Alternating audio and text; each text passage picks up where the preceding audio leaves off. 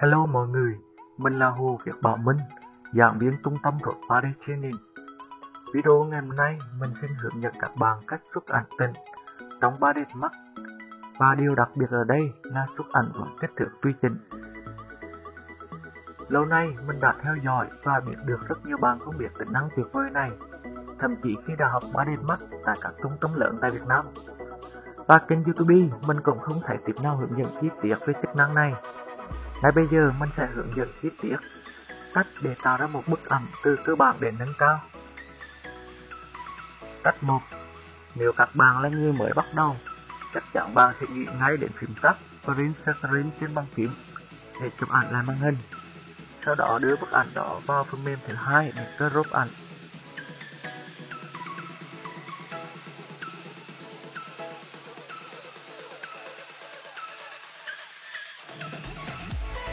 Cách thứ hai, dùng điện thoại để chụp ảnh trên màn hình máy tính, sau đó đưa ảnh vào máy tính để crop ảnh.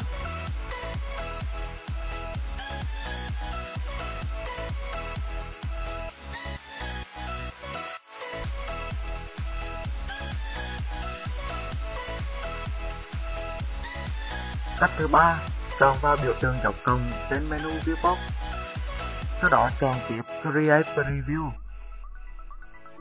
Tại đây các bạn chọn Capture Still Image. Hộp thoại này các bạn có thể nhập tên tùy ý. Grab. Sau đó các bạn lưu Desktop. Ở đây các bạn có thể lựa chọn đuôi PNG hoặc là JPEG.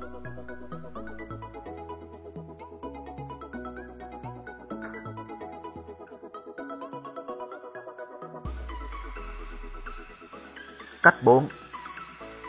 Chọn search trên màn hình, nhập từ khóa Snipping Tool. Sau đó các bạn chọn vùng quét, chọn New để quét vùng tương chọn. Sau đó nhấn Save. Desktop.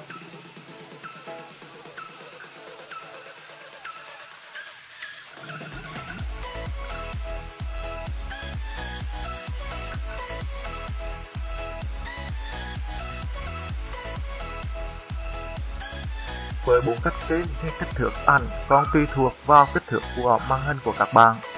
Nhưng nếu các bạn chỉ biết 4 cách trên thì mình xin hướng dẫn thêm một việc nhỏ để tăng kích thước khi chụp ảnh, đó là những tổ hợp tính trên bàn phím Ctrl Alt cộng X để viewport của chúng ta được phóng to ra. Sau đó sử dụng công cụ Snipping Tool, lật lại. Sau đó mình sẽ xây lại. Yes. Vậy là mình đã xuất xong hai ảnh. Một bên là không có sử dụng Effect Mode và một bên là có sử dụng Effect Mode để chúng ta có thể so sánh kích thước ảnh 1490, 1920. Cái này còn tùy thuộc vào kích thước của màn hình của các bạn. Tiếp tục, ngoài cách sử dụng phím tắt, các bạn có thể vào View, chọn cho mình Effect Mode, hoặc các bạn có thể sử dụng trên bàn phím X, nhập từ khóa Aspect Mode.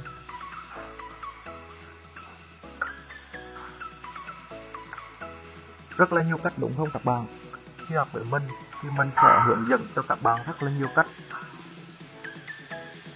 Cách thứ 5, Mix Preview, là lần có sẵn trong 3D Max và cũng là cách tốt nhất mà mình đã ghi tại tiêu đề của video.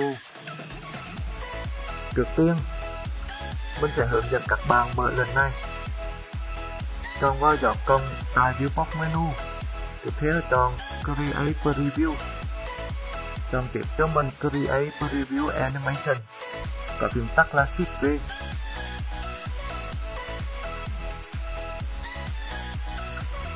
Hoặc các bạn vào Tool, chọn tiếp cho mình Preview Graph Viewport và chọn Create Preview Animation. Vậy là bảng Mix Preview đã được mở lên. Nhóm đầu tiên Preview Range là nhóm cài đặt cái khoảng thời gian. Active Time Shipment.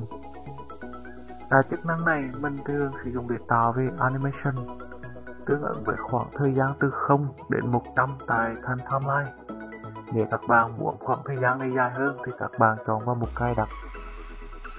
Tăng hoặc giảm con số tại End Time.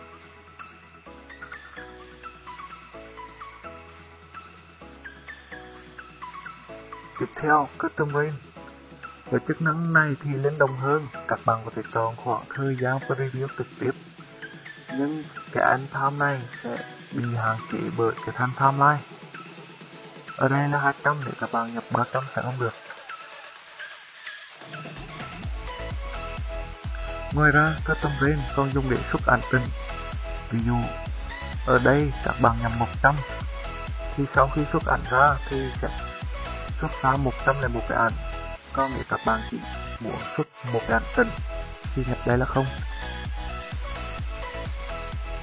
Nhóm thứ hai, Frame Rate hay còn gọi là tốc độ khung hình. Chức năng này được sử dụng khi xuất video có vật thể chuyển động để tạo ra các hiệu ứng slow motion và được tính bằng số khung hình trên một giây. Đơn vị tính là FPS. Nhóm tiếp theo, Display in Preview. Nhóm này cho phép các bạn ẩn hiện các đối tượng trên ảnh sau khi kết xuất. Tại đối tượng Geometry thì ở đây chúng ta tung tích lên để cho phép hiển thị sau khi kết xuất ảnh. Còn nếu trong khung cảnh của các bạn có các đối tượng xếp thì các bạn chọn. Còn không có thì các bạn có thể tắt đi. Đối tượng đèn hay camera, Hyper là các đối tượng dùng để đếm đo kích thước hay là các đối tượng hỗ trợ về nhân vật. Còn Space Warp và Particle System là các đối tượng về hiệu ứng khí quyển, nước, lửa, khói hoặc là các hiệu ứng về vụ nổ. Bonus Z là các đối tượng gắn xương cho nhân vật. Về background, nếu các bạn làm về ngoại thất mà có ảnh background muốn hiển thị thì các bạn tích vào. Còn ActiveGIF đơn giản là cái lưỡi GIF Home. Cái này các bạn không cần phải hiển thị, tắt đi. Nhóm tiếp theo, Image Size. Image Size là nhóm hiệu chỉnh kích thước ảnh xuất ra. Ở đây sẽ có 1%. Nếu các bạn nhập vào đây là 100% thì sẽ tương ứng với kích thước ảnh output size của bản F10. Về kênh render thì các bạn có thể lựa chọn bất kỳ kênh render nào cũng được. Các bạn chỉ cần để ý cho mình cái output size. Tiếp theo, nếu các bạn muốn xuất ảnh 8K thì các bạn nhập cho mình khoản 8K. Sau đó nhấn Shift V. Vậy 100% sẽ tương ứng với là output size của bản F10. Nếu các bạn ở đây nhập 200% thì nó sẽ tự động nhân lên và bị giới hạn bởi 200%. Ngoài ra các bạn nên nhớ là cái output size của bản F10 sẽ tương ứng với là set frame. Nhấn phím tắt Shift F để kiểm tra. Các bạn cần kiểm tra là trong cái khung ảnh này đã có các đối tượng mà các bạn cần xuất ra hay chưa.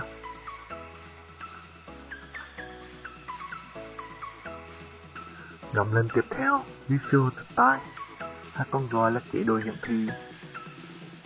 Tại nhóm lần này thì mình thường sử dụng chế độ Shading hoặc là chế độ Clay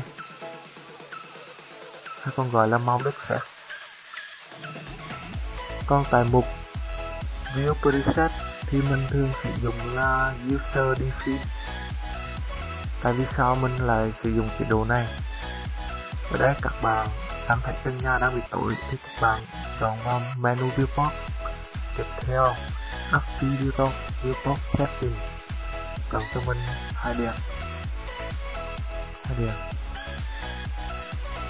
Còn nếu các bạn chỉnh Shadow, độ bóng thì các bạn chọn cho mình 4 đèn, 4 Light Maximum.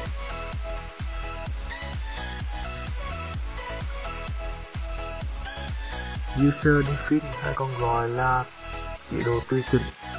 Còn nếu các bạn chọn chế độ mặc định là Standard thì sẽ dẫn tới tình trạng là cái chân nhà nó sẽ bị tối. vì sự đáng sử dụng một đèn. Image Quality hay còn gọi là chất lượng hình ảnh. Thường thì chức năng này mình sẽ cài đặt từ 35 tới 75. Trên các lệnh dưới này thì các bạn chỉ cần tích cho mình một picture. VS Face hiển thị lưới trên các bề mặt của đối tượng thì thường mình chỉ dùng ở chế độ Play, còn chế độ Shading thì mình không mở. User Multipath Camera Effect. Chức năng này cho phép các bạn sử dụng hiệu ứng DLF và Motion Blur của FreeCam hoặc Target Cam mặc định của 3D Max. Nhóm cuối cùng, Output, là nơi cài đặt đường dẫn khi các bạn xuất ảnh ra. Tại đây, nếu các bạn muốn xuất video thì các bạn chọn đuôi là AVI, còn ảnh tĩnh thì JPEG. Với đuôi PNG, nếu các bạn làm ngoại thất muốn tách background thì các bạn chọn là PNG. Đây. Vậy là mình đã tóm tắt xong các chức năng có trong bảng Mid Preview. Bây giờ mình sẽ thực hành tạo một bức ảnh ở chế độ Shading với kích thước là 8K. Đầu tiên các bạn nhấn bảng F10 lên cho mình. Sau đó nhập kích thước 8K. Chỉnh chế độ hiển thị.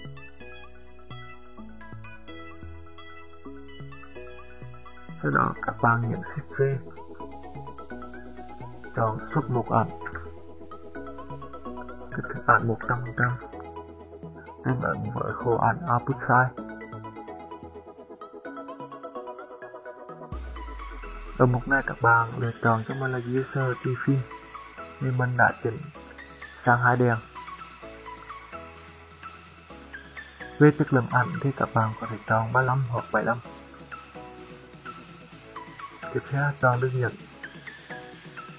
Nếu tên thì chọn JPEG hoặc PNG, nhấn Save.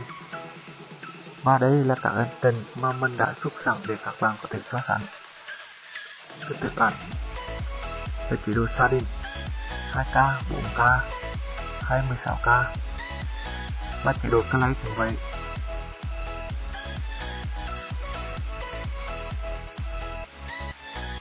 Play 2K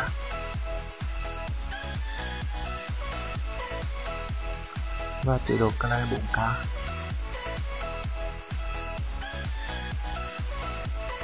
Với Shading 2K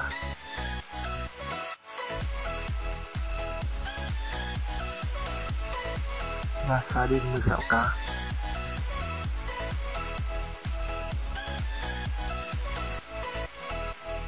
Vậy là mình đã giới thiệu xong cách xuất ảnh tĩnh bằng Mid Preview. Ngoài ra, nếu các bạn muốn xuất ảnh bằng plugin thì mình xin giới thiệu với các bạn 2 plugin sau. Plugin đầu tiên chính là Cinetoon, cũng có chức năng xuất ảnh tĩnh và Animation. Plugin thứ hai chính là T-Flow Preview, các bạn có thể tải trực tiếp trên web. Cảm ơn mọi người đã xem video này.